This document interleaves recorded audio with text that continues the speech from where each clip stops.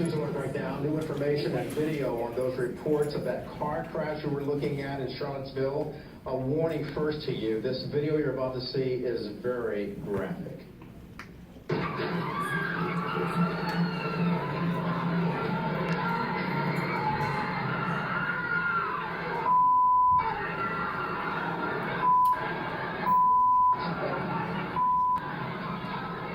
The report coming from the Washington Post, at least 6 pedestrians that you see there were struck along the route of that white nationalist march, and witnesses say it was absolutely intentional what we saw unfold there.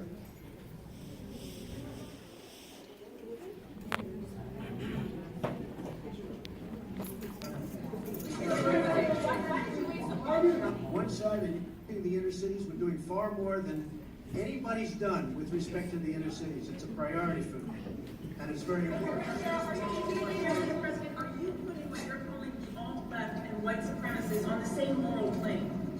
I'm not putting anybody on a moral plane. What I'm saying is this. You had a group on one side and you had a group on the other, and they came at each other with clubs, and it was vicious, and it was horrible, and it was a horrible thing to watch. But there is another side. There was a group on this side, you can call them the left, you've just called them the left, that came violently attacking the other group. So you can say what you want, but that's the way it is. Do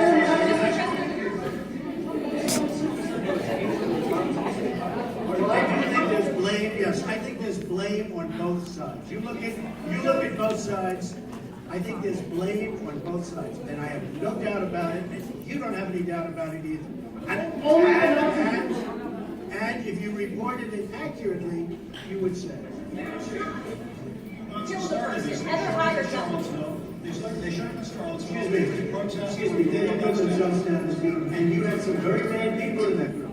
But you also had people that were very fine people on both sides.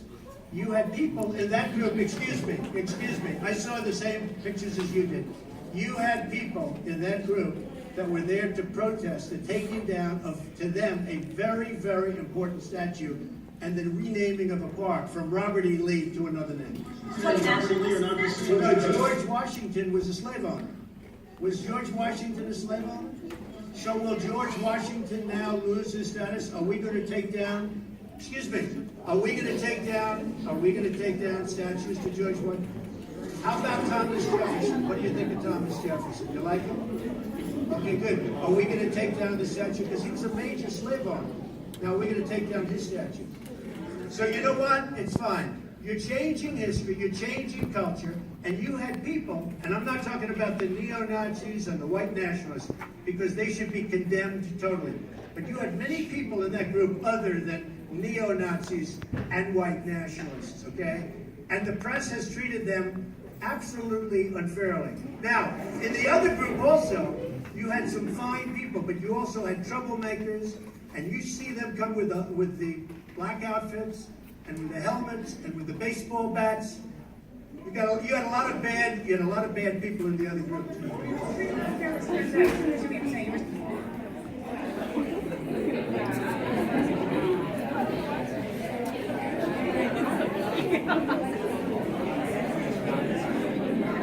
Okay, so before we continue on with the discussion, we have a lot of people crowding the door, so if you guys could move up to the aisles, I hate to tell you to sit on the floor, but it would be nice if you guys could move up to the front and sit on the floor so we can get so many people in. We have a lot of people outside still waiting to get into the room, so if you all can kind of move along the walls this way, find any empty seats if there aren't any, or line up.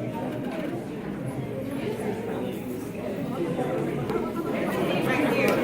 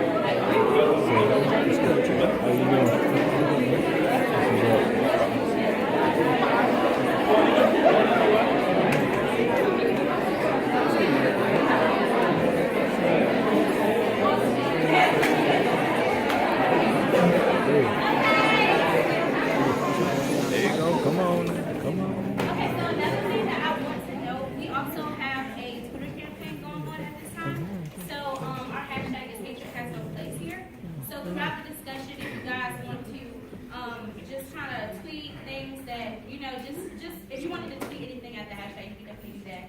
Your thoughts, feelings, beliefs, anything of that nature, questions, or anything else.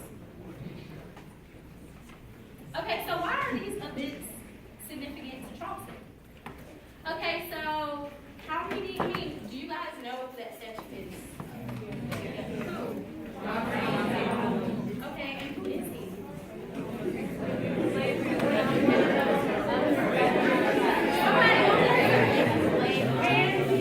Somebody tell us if John C. Calhoun is.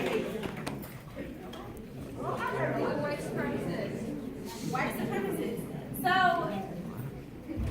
do we see a parallel, or do we see why this is problematic that we have a statue of white supremacists in just a few blocks away from our school? And, okay, so this, I don't know if everybody got this email. This is an email that was basically sent out saying that monuments are symbols of, or history, or culture of, like, just our history. So, in that, in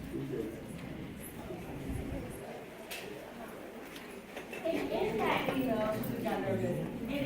email, there were a few things that kind of stated that monuments kind of symbolize something that we believe in, but technically, I don't believe in. So there was a lot of confusion and miscommunication in this email. So we're going to get on to later address what this email talks about in the questions that we already have scheduled.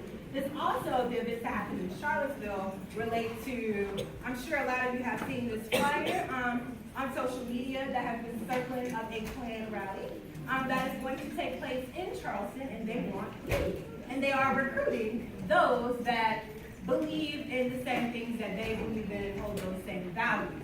So, similar to Charlottesville, there is a white supremacist, I guess you can say, rally that is soon to happen in Charleston. And we just want to discuss what could possibly happen, and could it be another Charleston? okay, so this is also an event that's supposed to be happening in Charleston, South Carolina. This is scheduled for October 28th, and it's a Confederate flagging for the president of the College of Charleston. And just giving you guys an input on how that affects students at the College of Charleston, Black Student Union is having our second annual Kids Carnival on the 28th, the same day that there's supposed to be a flagging on campus, and it is Lynn McConnell's honor. And I also don't know if you guys got this email. It's basically saying that within this year, basically it's saying that we all share different opinions, and there's a different topics that we might personally disagree with Lynn McConnell on. But I don't know. I feel like he was in a sense preparing us for this event in a sense. And as a person of color on campus and hearing my president saying like, yeah, like this might be happening.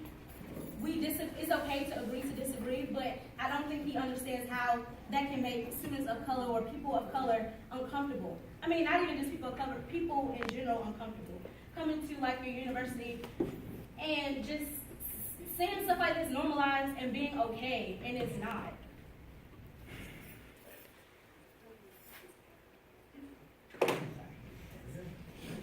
Yeah.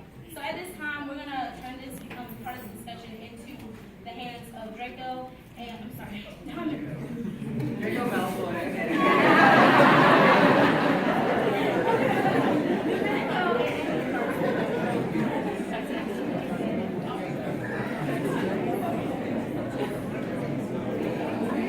Hello. Can y'all hear and see me? Yes. Most of y'all. Nice. So I want to thank Ladation, Ade, and the entire VSU for organizing the forum and dialogue, as well as its sponsors, NPHC, MSPS, and OID. My name is Domenico Ruggiero. I'm Associate Director at the Center for Civic Engagement, and I run the volunteer program on campus. I will serve as one of your co-facilitators this evening, along with Angel Parsons from Student Life. As such, our goal is to set intention and open the space for you all to share, for space for you all to share respectfully. Our goal is to ask open-ended questions, ask for clarification when needed, summarize what is shared, and link the themes that emerge. Before we begin, I want to reiterate what Vanessa shared and stress that we, as the college community and city, know all too well the impacts one white nationalist or white supremacist can have to our communities of color, to Black parishioners. Those impacts disproportionately affect folks of color, specifically Black and brown folks. I want to acknowledge that, encourage you all to be mindful, and privilege those voices, experiences, and resulting meaning making during our time together. So with that, we have this prompt. How would you describe white supremacy?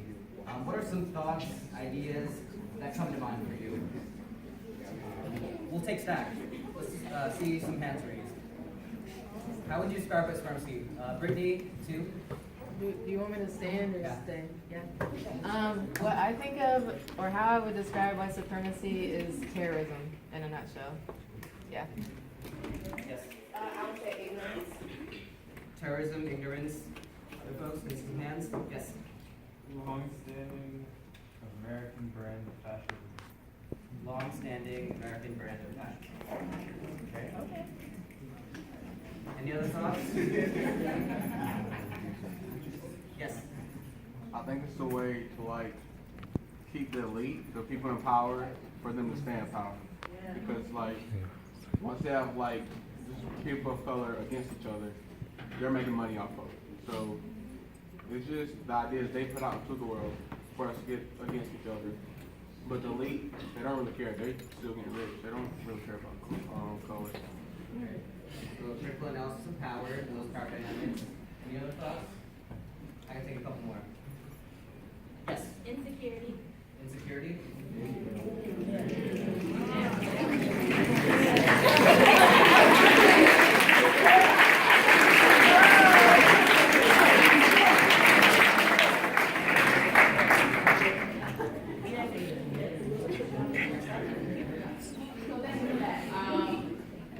What we're going to do now is just kind of give you the textbook definition of what white supremacy is. So it's the belief that white people are superior to all other races, especially the Black race, and should therefore dominate society. Does anybody have any feelings when you read that textbook definition, or do you agree or disagree with that? Listen, so we're talking to each other. Yes, I kind of saw that too. I feel like it doesn't go far enough, and it doesn't cover like microaggressions and stuff that like I see happen, and not like it's not only the belief that you're better, but also like you don't like people who don't know that that's what they believe. I don't think the definition addresses the action behind. A lot of people believe a lot of things, but that doesn't matter until you're taking actions that affect them. Fantastic. Organizers came up with 8 questions to pose to y'all, and the 8 questions will sort of parse out some of that. But in essence, or in the largest sense, notions of domination, subjugation of others based on skin color. So, like Mitchell said, there are 8 questions that have been posed between NPHC and BSU.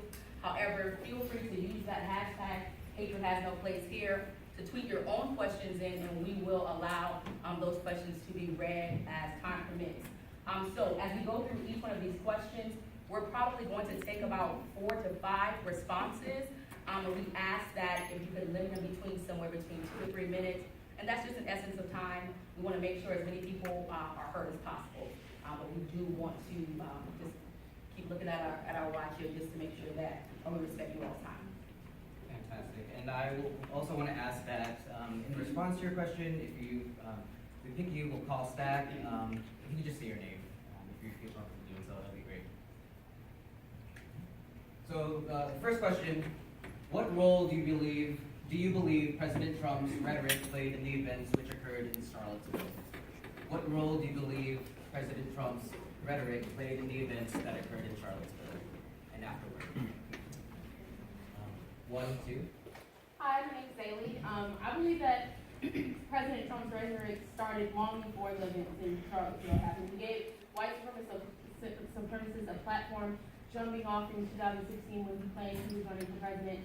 So I believe that it started way before then, and not being condemning of violence and the actions that occurred in Charlottesville during that time really gave them some power, some validity to their actions, because nobody was addressing them. Nobody of this power, of this magnitude, was addressing them. And I also think it gave them a distraction. It gave news, narrowcasting networks a distraction to talk about how President Trump wasn't responding to these actions, but we weren't addressing the fact that these are terrorist actions, that people are dying, that people are suffering from all the comments and all the hateful things that happen in our society. And I think it just really caused a distraction, and for people to focus on his lack of action instead of focusing on the actions that have already taken place and finding a cure for that, and being distracted by his celebrity appearance is something that has distracted us from all coming together and unifying instead of and not finding an answer or finding some solution to rectify the situation.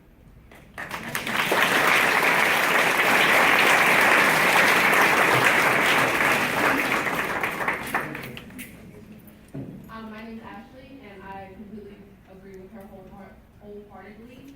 I believe he played a huge role in this, because the day after he was elected, members of the KKK marched in celebration, and he said nothing to denounce it or anything, and just allowed it. And it kind of enhanced what he was preaching through his entire campaign. And so it kind of validated everything that they were doing.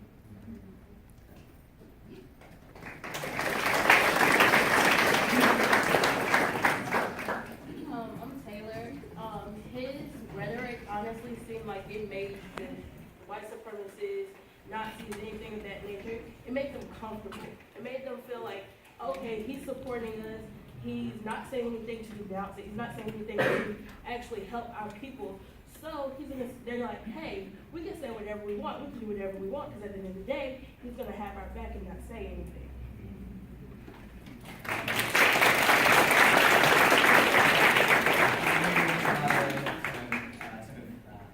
Predating during the election, a lot of validating those voices, those experiences, and setting up the stage for something like this to happen.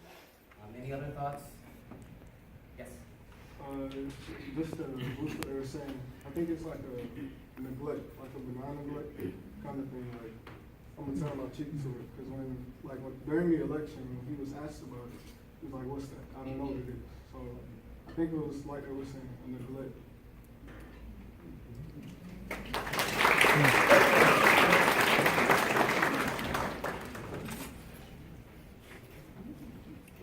I'd like to. Oh, any question? I'd like to open up the space to see if there are any other sort of voices or perspectives that were different from the ones that we've heard.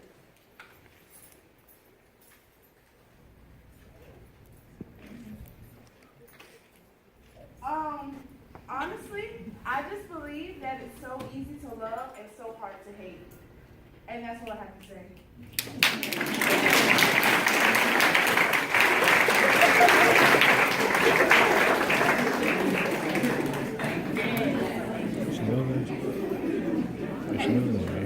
So next question. As Lanesa previously stated in her introduction, on September the 9th, there is an alleged Klan rally that is happening here in the Charleston community, and it has been said maybe even on the College of Charleston campus. So with that being said, what action would you like to see the college take in order to prevent a potential Charlottesville incident from happening at the college?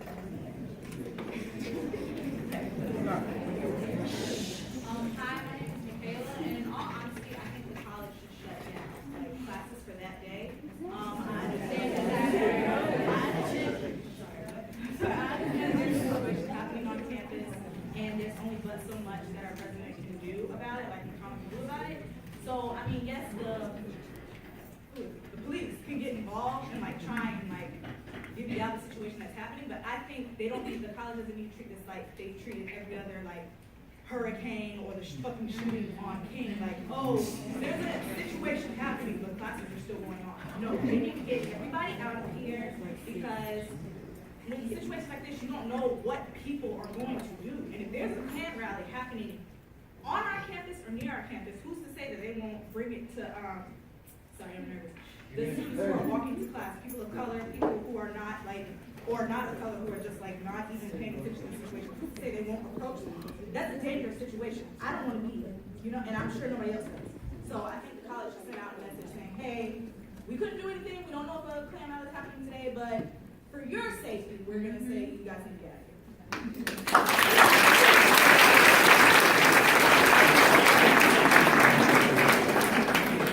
Kayla, thank you. So, issues of safety. Yes, 2 and then 3, person next to you. Yeah, me? Okay. Like, okay, wait. All right. Hey, my name is Jasmine. I want to see this unity and support September 9th to let them know that they are not welcome here. I came to this school because of its liberal background. I see all this support and like not just black people, whites, everybody in here. I live for that. This makes my heart happy. And the KKK has no place here. Hatred doesn't belong here.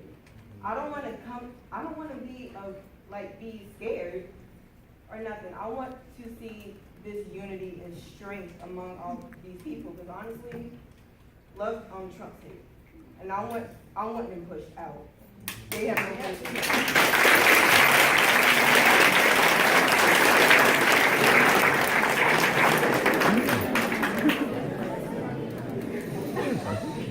My name is Bria. I'm a senior at the college. First of all, I feel like this Klan rally, like we're just talking about September 9th, but on this campus, it goes farther than just one day, September 9th. First of all, this school, we just integrated like 30 years ago. So like this is the root of this school. So for you to say that like, oh, just one day or just focus on this event, you have to go farther than that. When you hire someone to be the president of your college, I'm not going to when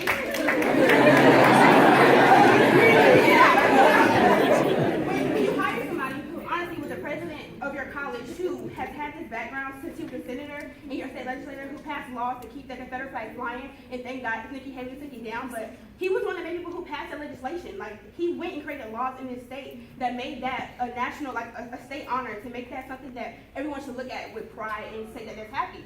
So it goes beyond this Klan rally. When you have someone who sends you emails and say that you can disagree on a racist statue that's looking 10 feet higher than some of these buildings in the state or like in the city, and you can sit here and have someone say that like, oh, you shouldn't worry about that, we can disagree about that topic because I support supremacy, I support this flag, I support the reason why Dylan Roof went and shot 9 people down the street. When you have someone who say that that's okay, you need to move him out of here because everyone knows that he didn't really get voted in the right way anyway in his position.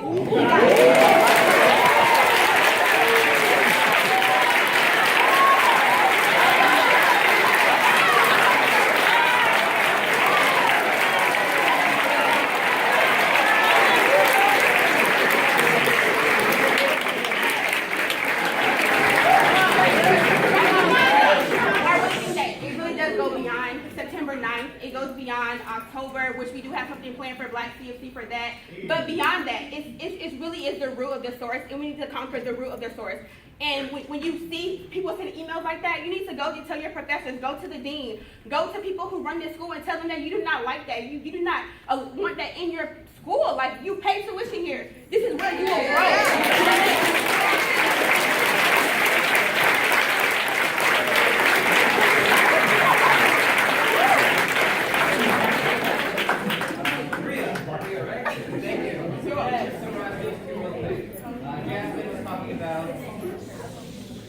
Jasmine was talking about thinking, so I'm going to link those in thinking about agency. Jasmine was thinking about agency in terms of safety versus,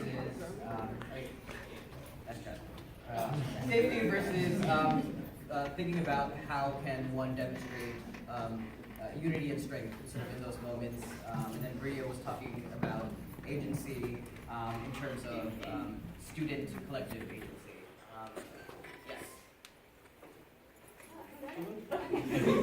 My name is Amber. You still like my points. It's all right. For those who were here last year, I want to take it back a year and remember when Bree Newsom came. All of that mess that happened. You had people, right? People calling the multicultural center, threatening people.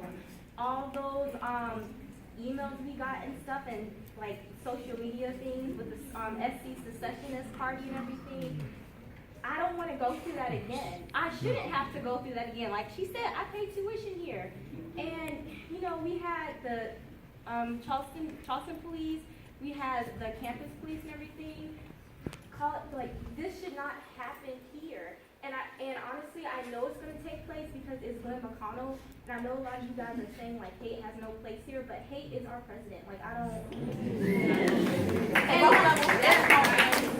and let's think about this.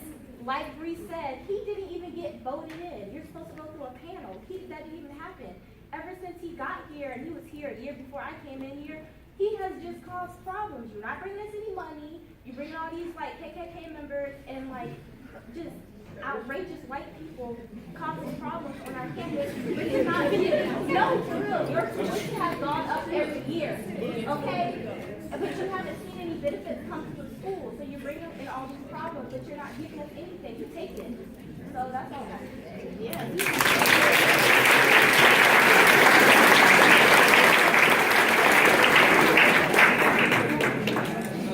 Last thought?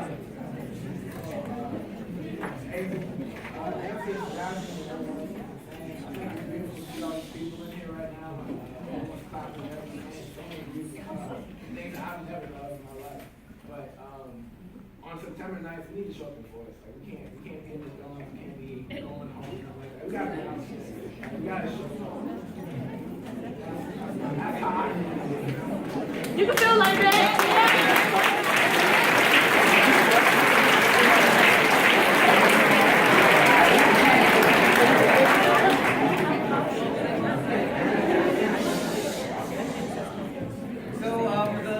That we have, as a campus community, what action should we take to ensure that all people feel comfortable and safe while at CFC? As a campus community, what action should we take to ensure that all people feel comfortable and safe while at the college? Yes. Hi, I'm Jasmine.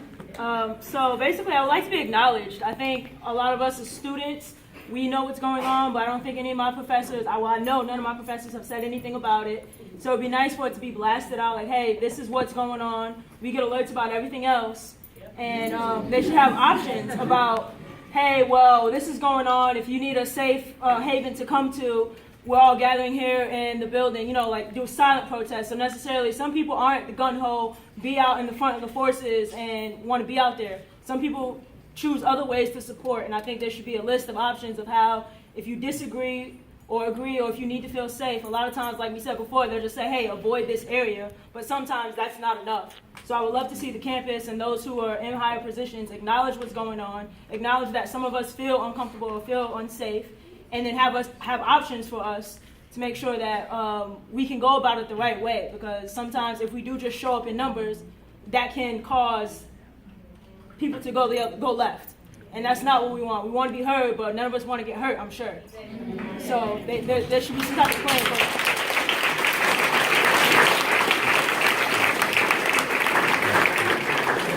Thank you, Justin. I'm going to echo that back out. So notions of transparency and just options. Yeah, hi, I'm Professor Vandervoort Cobb, Department of Theater. Hey, Julie.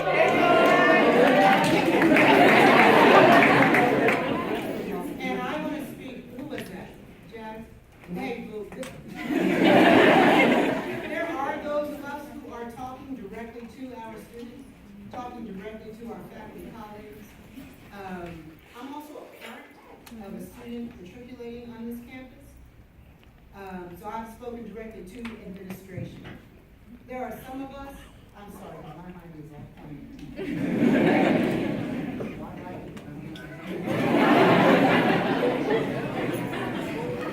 We are not silent. I'm one of the blessed ones. I'm already tenured. You know, you have to throw me out for some real big reasons. And I'm ready for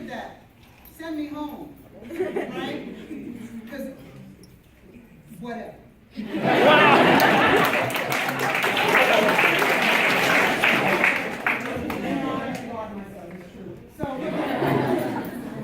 there are safe havens for you on this campus. You are going to have to look them out, but you're going to have to look us dead in the eye and tell us that you want our help. Okay? You got OID, you got MSPS, and no, there are snakes in every river, okay? All right. And the load is heavy. I can't carry all of y'all on my back. But I'm willing to stick my hand out and point you to where you need to be. And as a parent of someone who I'm paying money to be here, your parents are the best tools that you have. Because what he won't answer to me for, because I am also just a faculty member, and where you might not hear my voice, though my voice is beginning, I promise I wouldn't speak in here tonight. But we have safe havens built for you around this campus. Department of Theater and Dance, come on over there. GSEC, come hang out over there. African American Studies.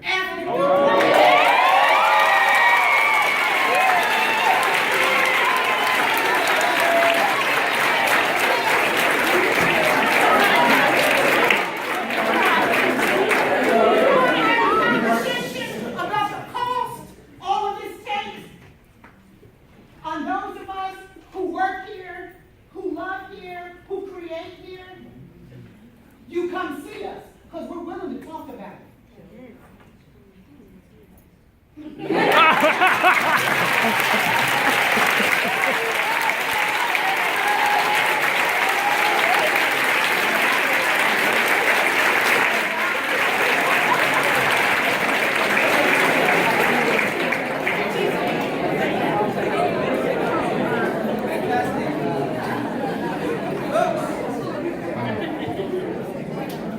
Fantastic, thanks, Joy. Reminding that there are faculty who are supportive and advocating. There was somebody back here. Yes. I'm Erica, and I just want to piggyback off what one of the girls over here said about our professors, like bringing this to attention. I want them to bring it to attention, but I don't want them to water it down. Like I want them to say it how it is, because that's the way it is. It's rough, and we know. So I want everybody else to know that too, not just our people. You know what I'm saying? So,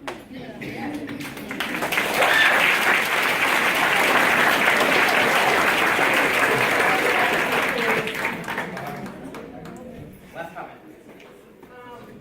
I just, as a campus, and like especially white people, like you need to stand up because you cannot just take this silently. Like you gotta stand up for people. yeah.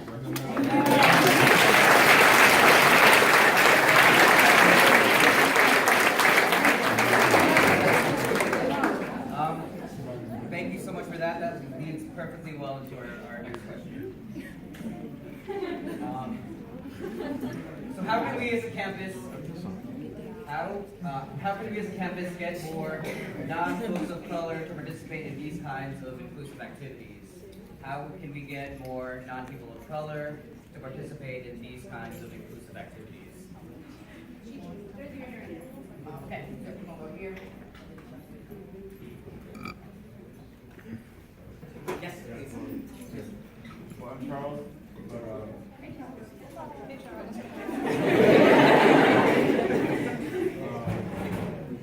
I'm a member of various groups and organizations locally here in Charleston.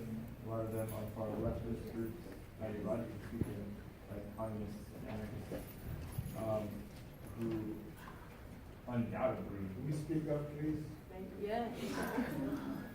I'm a member of a lot of several different groups here in Charleston. A lot of them are communists, anarchists, far leftist groups. Really, they undoubtedly align with this very goal because that's a part of the ideology, essentially equality.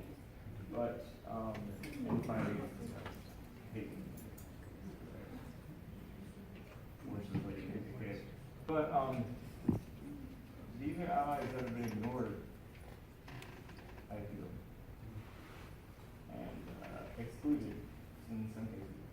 but include it, you know what I mean? Because that's one way we get far away people out.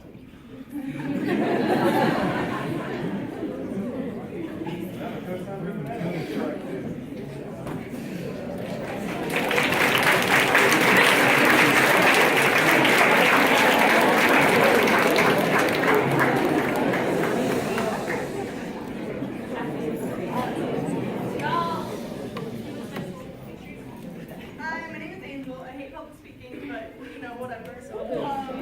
So I feel like we need to get white people to recognize their privilege and use that privilege.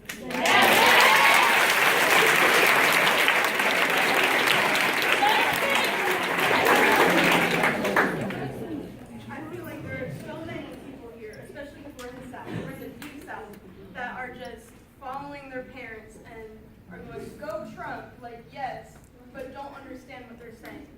We need to spread awareness in general and make these people understand that they are privileged, including myself. I recognize my privilege and I want to use my privilege for good, and I feel like more people need to do that.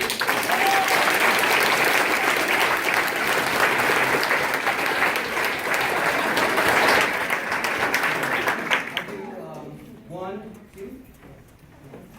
Well, I can see.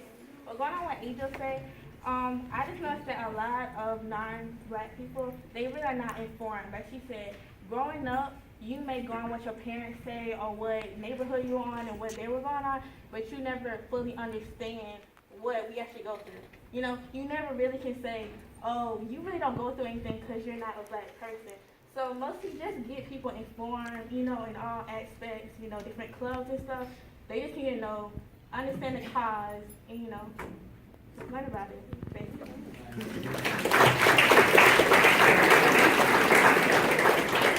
So, idea about stepping into somebody else's shoes, notions of empathy. Yes. Hi, my name is Amanda. I'm a junior.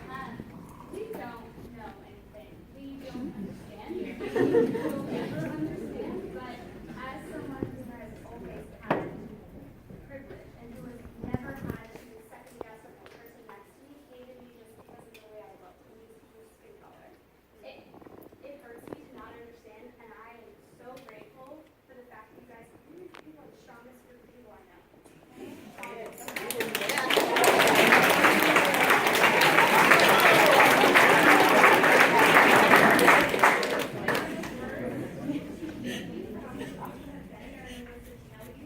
How much I can't speak for anyone else myself. I want to help. Tell me where to be. Tell me what to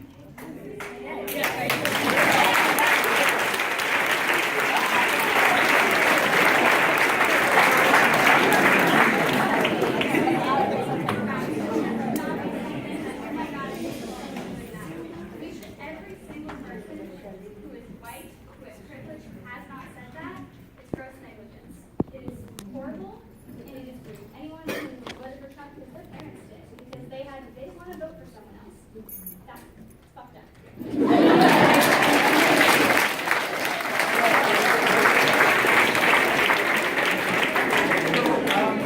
Folks, I'm going to take one more, but we do have another question around allyship and looking at white privilege. So I'll take you and then move on. So, I agree with what all y'all been saying. I think it's in the same sense he said we should all come out.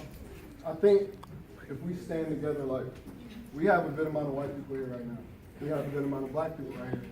We have a good amount of different demographics here right now.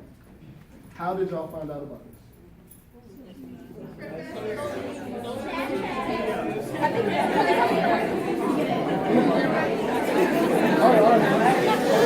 Okay. That's the same way I found out, because I'm not a student here. So I found out through Instagram. I found out through Snapchat, whatever. Somebody has to feed that to me to see that. So spread it to your friends. Tell them to come out. Tell them about what we're talking about. Black people, tell your white friends. Tell the white people you see. Step out of your comfort zone and talk to people that you see. We all people. And if they're not receptive to it, let them walk, but we're people. Somebody's going to be receptive. That's how I ended up here. So Educate the people around you if you want them to step up, and also finish. You can't just play 3/4 of a basketball game. You play 4 quarters. You're here now. Hold on. You're here right now. You're here right now. But you don't want to go to the rally on the 9th, like he said. If I go with her and with you, they're not going to shoot at us.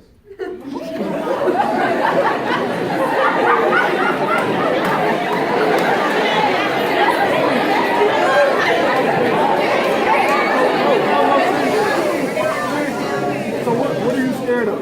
What are you scared of? What are you scared of? Huh? Black and white. If we just go together, try it. You don't have to step all the way out. You can be there. You can retreat. She knows where's the professor. She knows where to go. She has places for you to go if you got to get up. But you have time. It's not like we can be out there right now doing something. Like it's time. We don't have to go when they go, but we do have to do something. We can't just talk about it. Talking about it isn't enough. We've been talking about it for my lifetime. I'm 20, and we've been talking about it since I was born. So talking about it isn't enough. You don't have to fight about it, but you have to do something about it.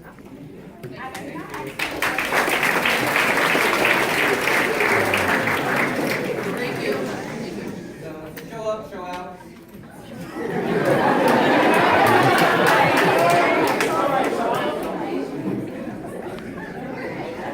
Okay, we're gonna go ahead and move to the next question. So what negative experiences have you faced on campus since Trump's inauguration? What negative experiences have you faced since the inauguration of Donald Trump? We'll start here in the back. 1, 2, 3, 4. Just like that. Okay, let's talk about the day after the election happened. Let's talk about how we had Let's talk about how we had Trump supporters parading in Berry, harassing students of color. Didn't do anything. They stayed there for about 2 to 3 hours, just harassing students of color. What did we do about that?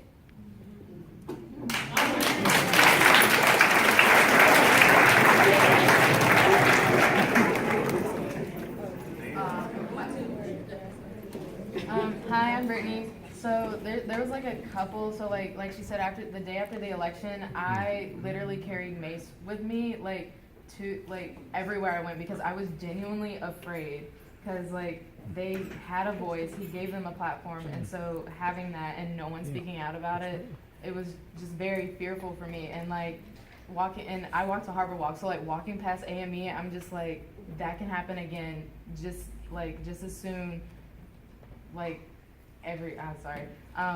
So yeah, it was just very fearful, and people just coming out and saying oh, I support Trump, and I'm so proud of what I am, and being so racist basically, and a horrible person. They just feel that they have the voice, and they need to know that that's not okay. That is not morally okay. Yeah.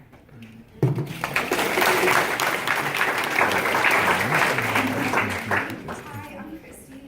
It was a little bit after the inauguration, and I was in Maybank. I was trying to get into an elevator to go upstairs to the 3rd floor or something, and I was a little late to class, so I was clicking the button as it was closing, and it opened back up, and there were these 2 guys in there.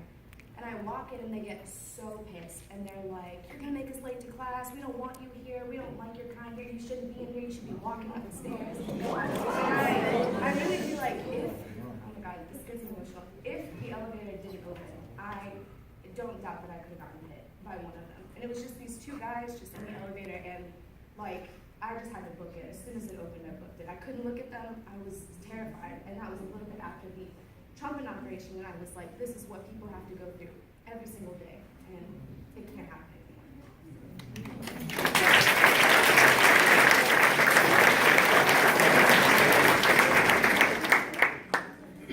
Hi, my name's Donzel.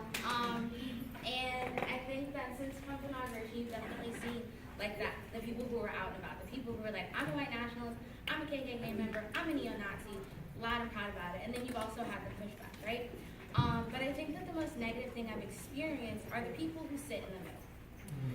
The people, largely white people, who go, I voted for Trump's fiscal policy. Not the thing about Trump. You voted for his crappy fiscal policy. You voted for his racism. You voted for his bigotry. So many white people, you want to be a part of the culture. You want to bump the music. You want to eat the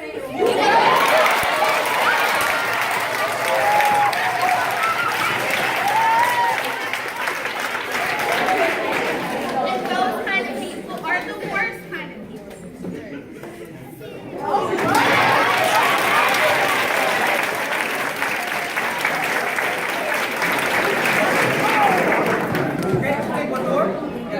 Okay, I'm Cece. I'm a freshman. So when Trump first got inaugurated, I wasn't on campus. But it's like this constant fear that I shouldn't have to have. Like, I grew up in a high school where everybody's my family. I've never experienced anything that like hurt me too bad or scared me too bad. But thinking about it makes me tear up and get a headache because I'm going to spend 4 years of my life on this campus scared. No, you're not. Domenico, let me say something. I'm sorry, Mommy. Go ahead.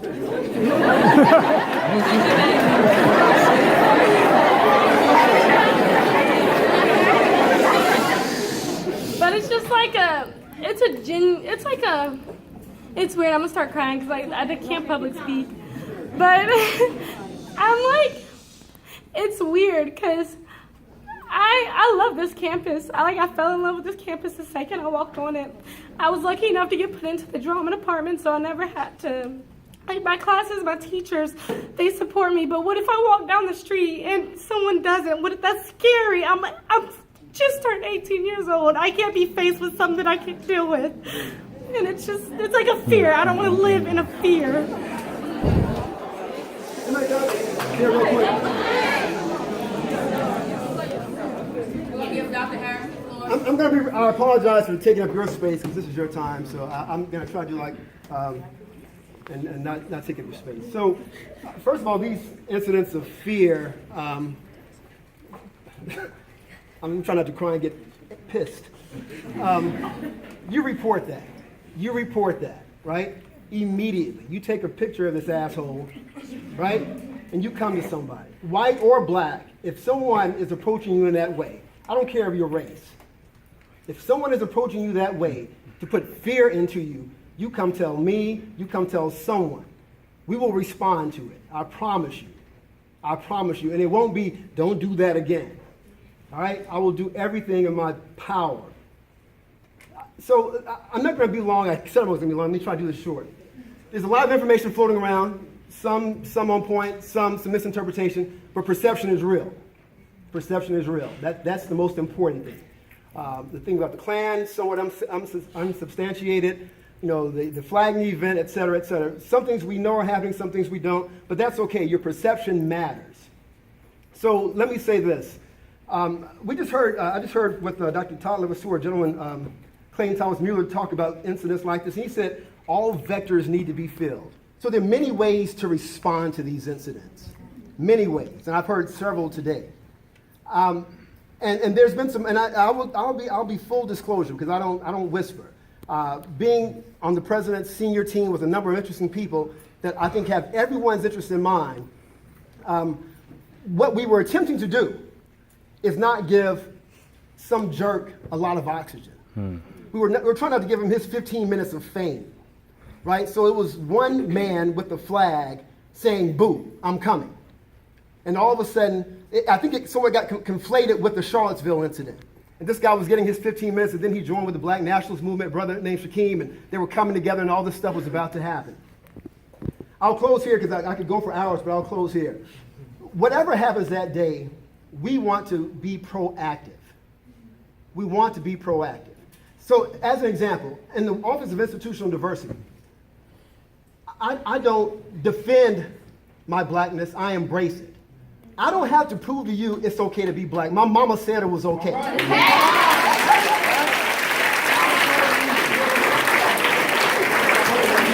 don't need to fight you, curse you, nothing. Nothing, because I'm good.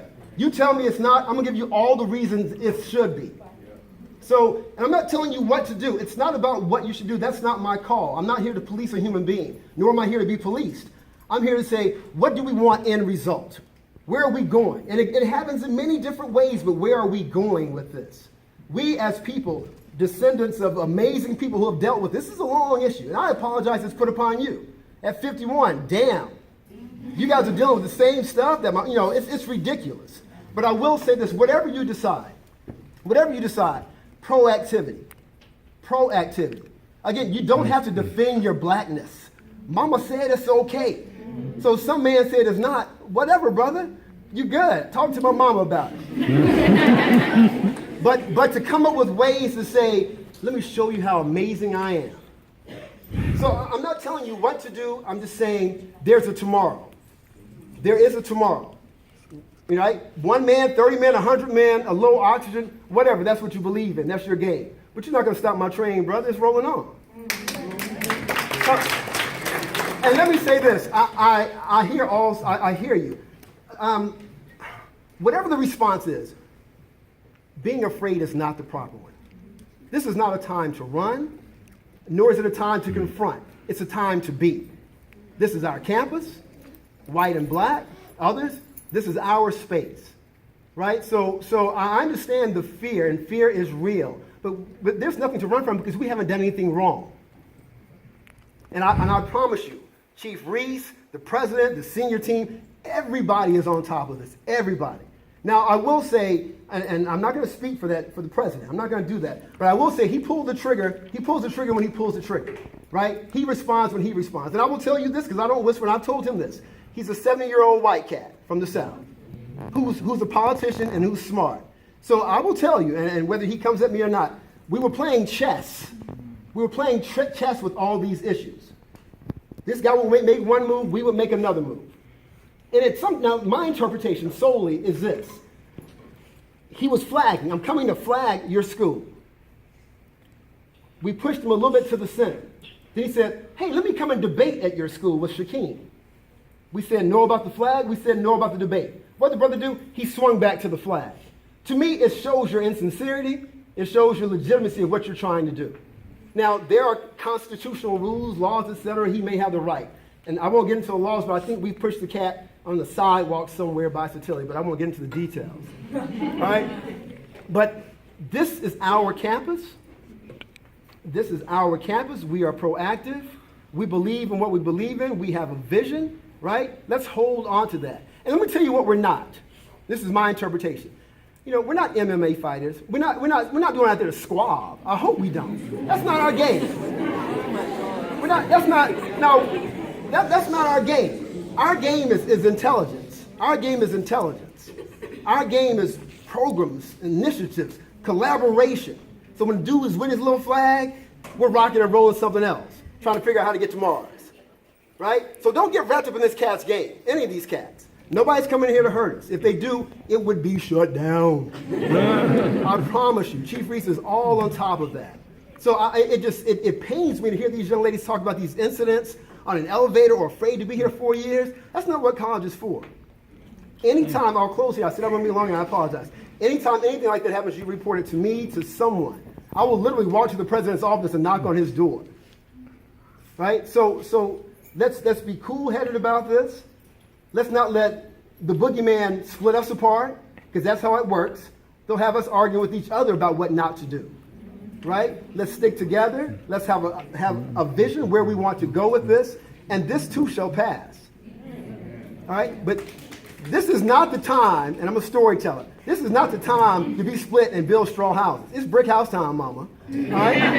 It's build a brick house, hold it down, figure out where we're going. All right? And you can come and see me. My office is right literally behind here. You come and see me at any time, anything like that. I'm about to cry, I apologize. I'm like, damn, really? Anything like that. So let's respond to this. But this is an amazing campus with amazing people. And there's some amazing voices, amazing professors speaking to this issue. I apologize, Domenico, and I apologize to you for taking up so much time. Domenico, I have to go to the Sustain Fest. Is there anything I can entertain or answer before I leave? To anyone? Yes. Please.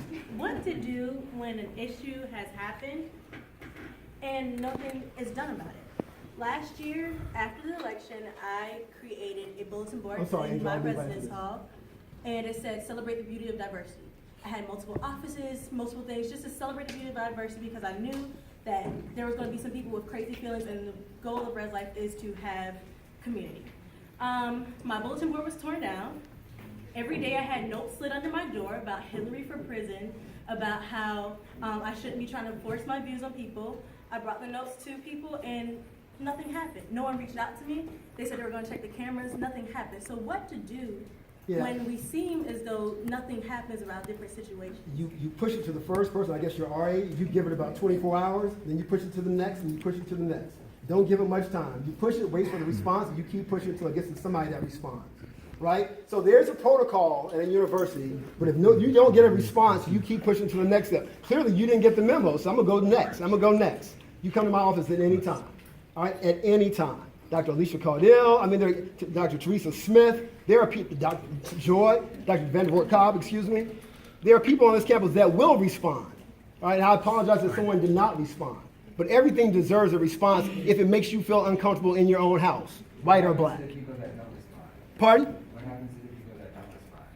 No, that's my point, is you keep pushing it up the ladder. A lot of things shouldn't happen, brother, but they do. What I'm saying is when he or she doesn't answer, you keep pushing until you get to the president, and then you just make, somebody will, it's too many good people on this campus not to respond. It's too many. John Hale, Teresa Smith, George Vandervoort Cobb, Kenyatta Grimmage, Dr. O, Dr. Green. Somebody's going to respond. I apologize. I'm sorry for taking up your time.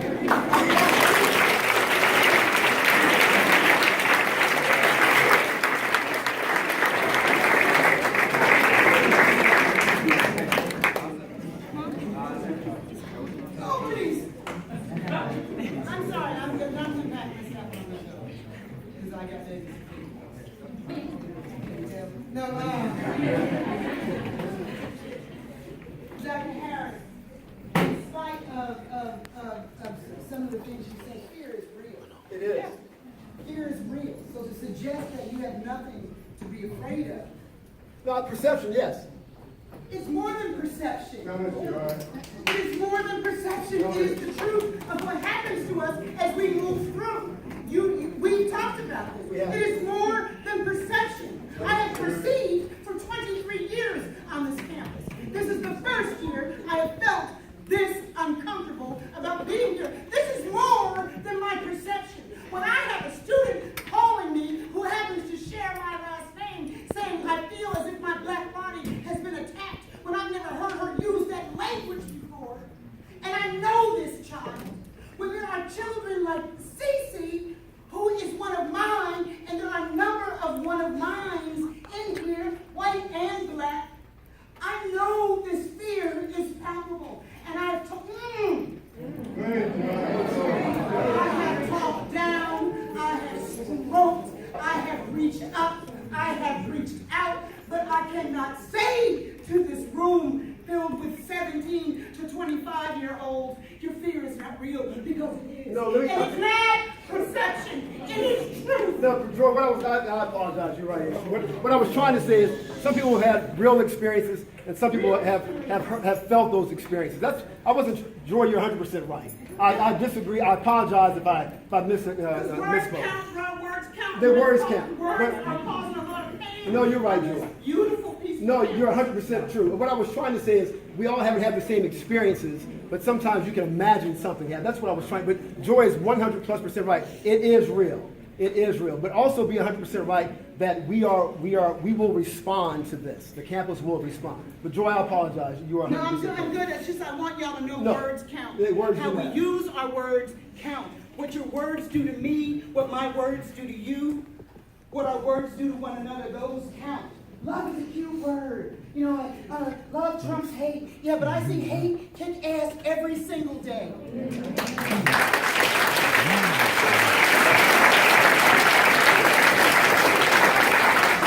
I see people who don't yet have a voice.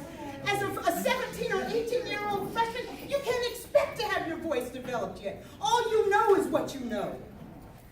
So it's my responsibility to help you find your voice, to help you discover what is really yours versus what is someone else's. But in the meantime, I'm going to use my voice. And I know fear is real, and anger is real, and people are tired of my angry voice. Well, top T, set the cap to the king.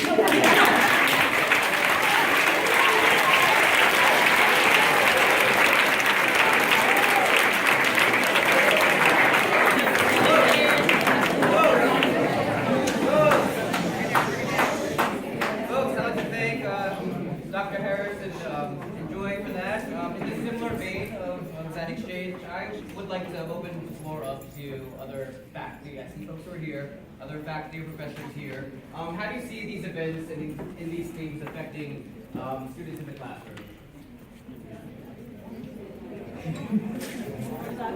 Offer your thoughts. As a faculty and staff member, offer your thoughts. Yes. Hi, my name is John Hale. I'm in education, affiliated with History and African American Studies. First, just let me say how proud I am of the students who organized this and proud of the students who came to this event.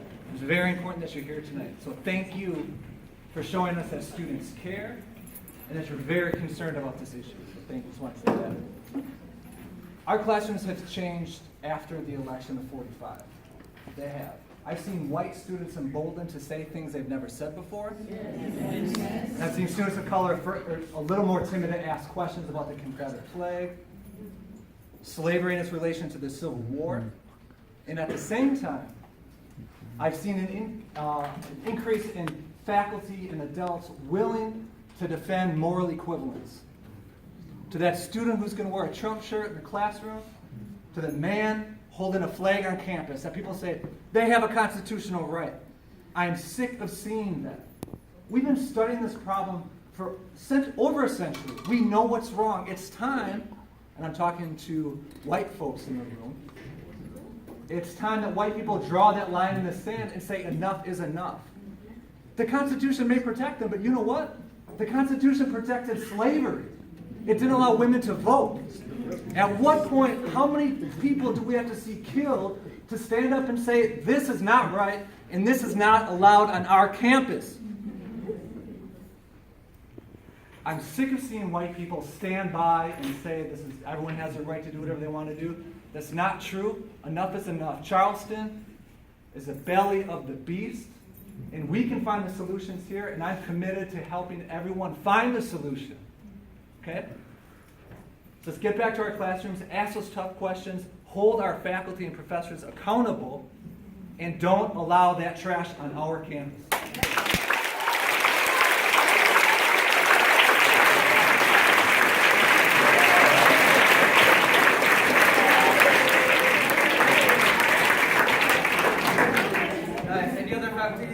Faculty, professors, or even staff, want to create space for them. Yes. I just want to.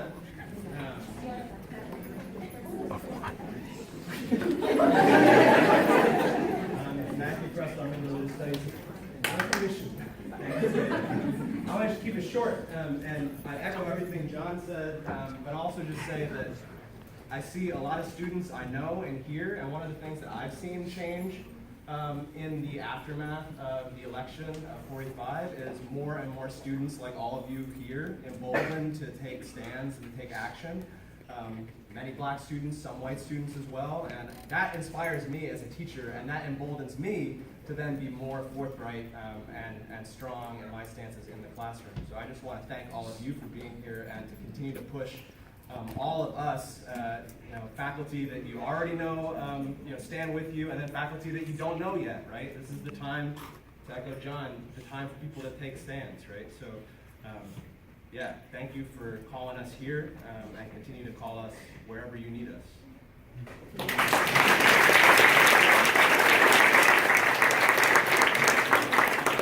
I'm not faculty or staff, there's another random old person in the room. I love what, is it Eric? Bernard, sorry. I don't know where I got that from. Love what you had to say though, and the mom in me wants to just squeeze you. As a white person and an ally to minorities and people that have been disenfranchised and beat up in this country for years and years and years, and that has been out there, was out there, Bree Newsom, and I'd loved to see how many of us there were, and there were only 3 of them, like you said, holding their little flag. I'm really excited to see how many young people are really finding their voice, because I think that's important. I know we've been fighting this fight for years and years and years. We just had a forum event last night with a lot of community activists and leaders of different groups. There was about 15 different social activist groups represented, and about 50 people in the room talking about these very same issues, and a lot of them older. One woman who is, I think, in her late, almost 80s, that said, you know, we've been fighting this fight. We've been fighting it the same way over and over. And I'm begging you, young people, and every white person, not necessarily in this room, but outside this room, to find your voice and come up with a new plan, because what we've been doing clearly isn't working. We can't keep fighting the same fight over and over and over in the same ways, because we aren't getting anywhere. This is unacceptable. You know, I'm raising 2 children. It is the toughest job I've ever had in my life because of things like this. So I'm really excited to see all of you young people. I want you guys to come up with a solution to this damn issue. Tell us old people what we need to be doing, because we're getting it wrong. Thank you.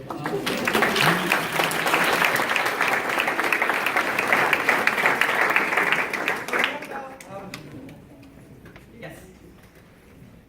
Thank you. I think you probably took too many comments, but my name's Alicia Cadell. If I haven't met you, I have the privilege of serving you as the Vice President for Student Affairs here, and I don't want to take too much of your space, because I'm really here to listen to you, and I agree with what everyone has shared here. And the piece I will say is thank you for being here.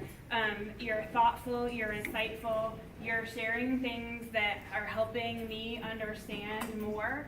And I know Dr. Harris mentioned it, but some of the things you're sharing are things that fall in student affairs, and they're incidents that I don't know anything about. And so if you're not getting the response that you need from folks, please find me, find other folks who we all know each other, so we can connect to get the answers. And come and talk to us and let us know how you're feeling and what ideas you have. And I really, we're not getting it right, our generation. And so we need you to help us get it right. So thank you for being here, and thanks for letting me take a minute of time.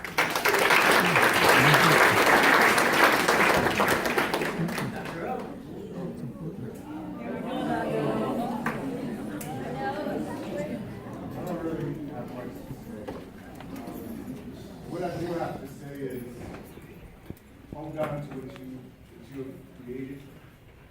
Hold on to this. This is what will make a difference on the College of Charleston campus. This unity, I've never seen, I've been in the College of Charleston since 1985, on and on. I've never seen this many black students anywhere.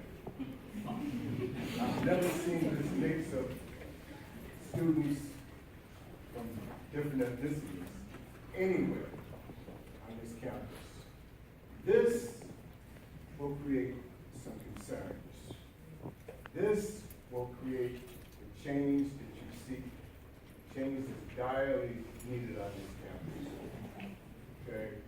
I was in the student union, back then we called it the Black Student Union, and I was 17 years old. I'm 65 years old my next birthday. So, we saw a need to have a black student union back then. Okay? And the things that you're struggling for today are the exact same things that we struggled for when I was in Black Student Union at age 17. It's time for it to change. Don't do this today and not tomorrow. You have to do this today, tomorrow, the day after tomorrow. You have to keep doing it. And it's not a joyride. If you're looking for a joyride, this is not the train you get on. This is a struggle. But you can do it. Only y'all can do it. Only y'all can do it. So I encourage you, and congratulations for this successful assembly.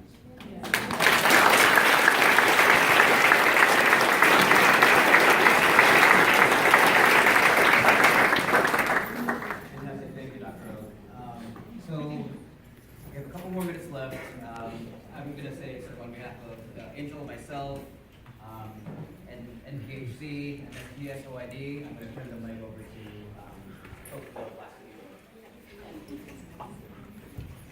Okay, so first I just want to thank everyone that came out tonight. And another thing I would like to say is, don't let the conversation end here. Like, you know that there's work that still needs to be done. Let's go ahead and do it. It's no reason why this should still be the same spot that we're in today, you know? And I just also want to say, like, it's no reason why we need to be unified. Like, we're all black, we all want change. There's no reason why we should see people on the street and not speak to them. You know, because at the end of the day, it's us.